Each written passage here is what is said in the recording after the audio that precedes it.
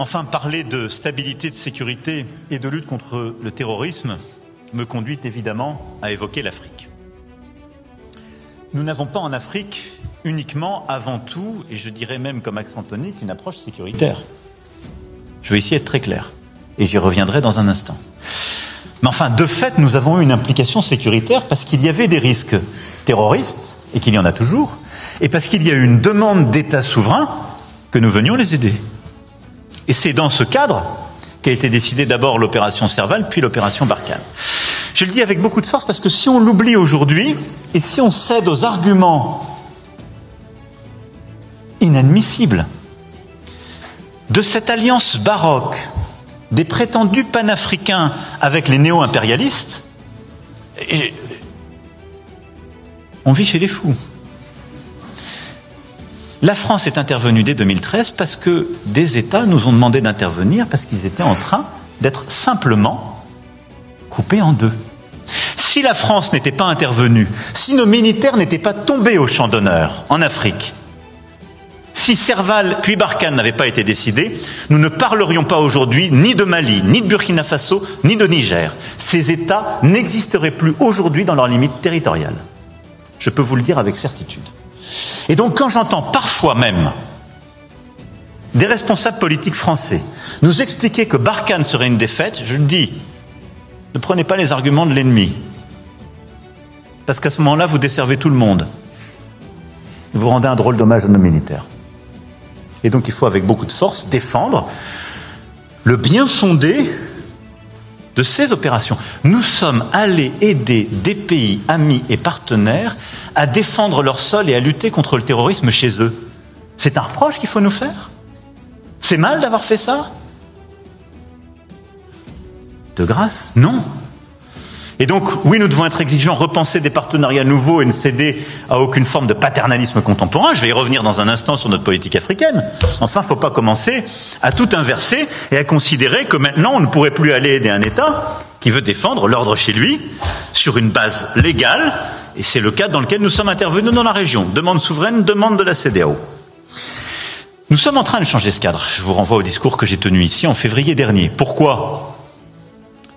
D'abord parce qu'il ne faut pas rester trop longtemps à lutter contre le terrorisme, mais parce que la nature de ce conflit change. Parce que la nature même du terrorisme est en train de changer dans toute la région, parce qu'on voit une montée du fait ethnique, parce qu'il y a une crise au fond politique et économique qui s'installe au Sahel et qui est en train d'installer et en quelque sorte de créer dans la durée une crise dont les nouvelles formes de terrorisme sont une conséquence. Et donc il était tout à fait pertinent d'avoir l'action que nous avons conduite, mais elle ne peut pas durer sous la même forme. Elle doit être adaptée. C'est ce que nous avons d'ailleurs décidé il y a quelques années dans un premier réajustement de notre dispositif, ce que nous avons décidé en début d'année par une politique de réaménagement de toutes nos bases, d'allègement et de partenariat, et c'est ce que nous sommes en train de faire et sur lequel nous irons encore plus loin dans les prochains mois. Pourquoi ? Parce qu'une présence stable, posée en quelque sorte sur le plan militaire, est un argument utilisé par nos ennemis dans le cadre de la lutte informationnelle pour nous fragiliser, alors même que le cœur de la réponse doit être politique par les États africains, et donc la France ne peut pas être un substitut, et la réponse militaire ne peut pas être quelque chose qui se substitue à la réponse politique. Et donc ça doit d'abord être une réponse politique. Notre présence militaire doit se structurer sur la base de partenariats demandés par les pays africains, qu'il s'agisse de formation, d'équipement, etc. Et donc, nous repensons totalement le cadre de ce partenariat. Totalement. Y compris sur les capacités militaires que nous livrons. Y compris sur les formations que nous avons rouvertes. Et dans le cadre de la loi de programmation militaire, le ministre et le SEMA m'ont proposé un schéma totalement différent sur lequel nous allons aller encore plus loin. Mais il est indispensable de poursuivre ce chemin avec, là aussi, de nouveaux partenaires. Le Bénin, pour n'en citer qu'un, dans la région du Golfe de Guinée, le Kenya, avec lequel aussi nous bâtissons de nouvelles opérations régionales, et en nous appuyant sur des forces régionales permettant d'assurer la sécurité.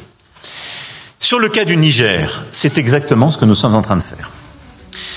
Alors, si vous me permettez, au-delà de cette doctrine d'ensemble, de revenir sur ce que nous avons vécu cet été.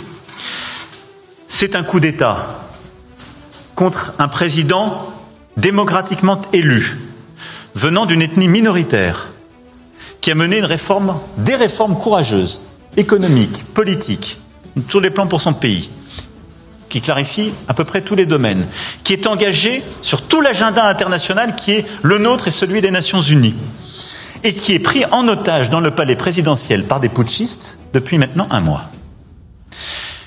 Alors, on a dit que la France était trop engagée en soutien au président Bazoum. J'entends les gazettes, je lis le commentaire parfois des autres capitales.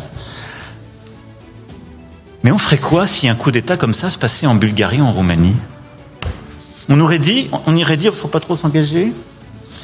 On va regarder, parce que les putschistes nous ont proposé un Premier ministre. Voilà, on va s'engager, c'est ça la bonne politique. Il ne faut pas être jusqu'au boutiste, on n'est pas chez nous. C'est ça ce que veulent faire les autres capitales. Et on voudrait dire que la démocratie est une idée qui est bonne pour l'Afrique, qu'on ne fait pas de double standard. C'est inadmissible.